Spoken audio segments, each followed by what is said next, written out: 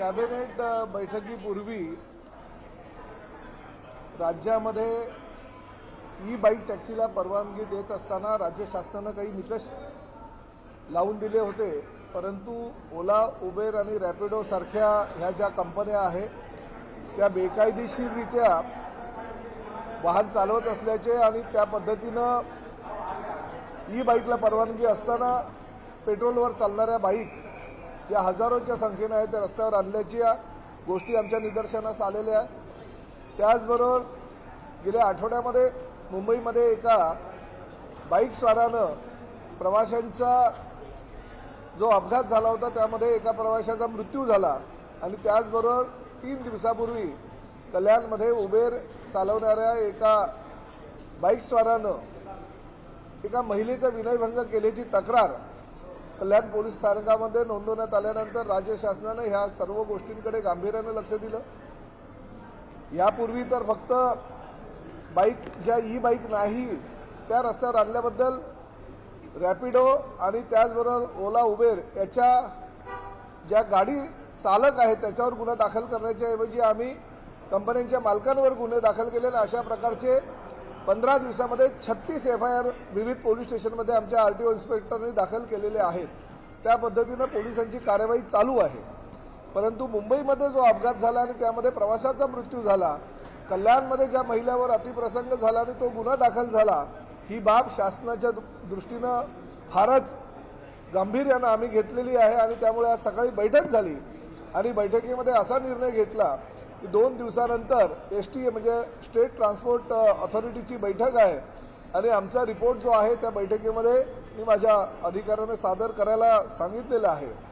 जर राज्य शासन माझ्या खिशात आहे, परिवहन खातं माझ्या खिशात आहे, अशा पद्धतीनं ओला, उबेर आणि रॅपिडोचे मालक बेकायदेशीररित्या जर रस्त्यावर गाड्या आणत असतील तर त्यांच्याकडे ते लायसन त्यांना जे टेम्पररी स्वरूपात दिलेलं तो रद्द करण्याशिवाय आमच्याकडे दुसरा पर्याय उपलब्ध नसणार। ही शेवटची संधी आम्ही त्यांना दिली होती, परंतु त्या संधीविषयी त्यांनी आमच्याकडे काही ज्या त्यांना अडचणी आहेत किंवा त्यांच्या काही सूचना आहेत त्या देण्याऐवजी बेकायदेशीररित्या प्रवासाला त्यांनी प्राधान्य दिलेले आहे।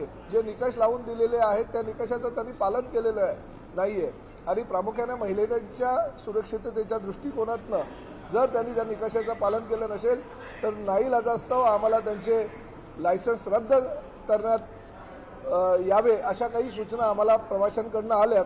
त्यामुळे आज आम्ही निर्णय घेऊन अंतिम निर्णय हा ST कडे दिलेला आहे, जेणेकरून त्या STAच्या कमिटीच्या माध्यमातून अंतिम निर्णय हा 2 दिवसात होऊ शकेल। नाही बघा, ST मध्ये हा निर्णय होत असतो। त्यांनी जर बेकायदेशीररित्या वाहतूक केली असेल, ई बाईकला परवानगी देत असताना फक्त ई बाईक चालवण्याच्या ऐवजी त्यांनी जर पेट्रोल बाईक रस्त्यावर आणली असेल आणि हजारोच्या संख्येने आणली आहे, महिला प्रवाशांच्या सुरक्षिततेच्या दृष्टिकोनातून त्यांना काही सूचना दिल्या होत्या, काही नियमावली होती।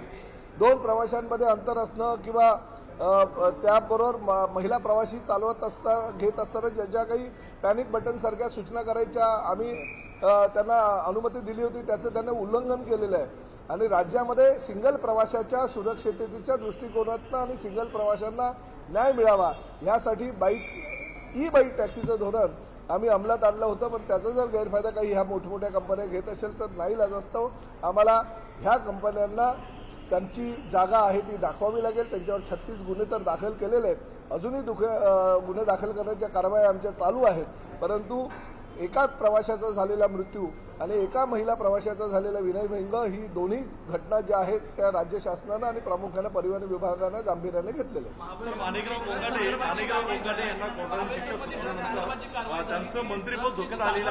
आम्हाला नाही चर्चा काही झालेली नाही, पण त्याबद्दल मला काही कल्पना नाही।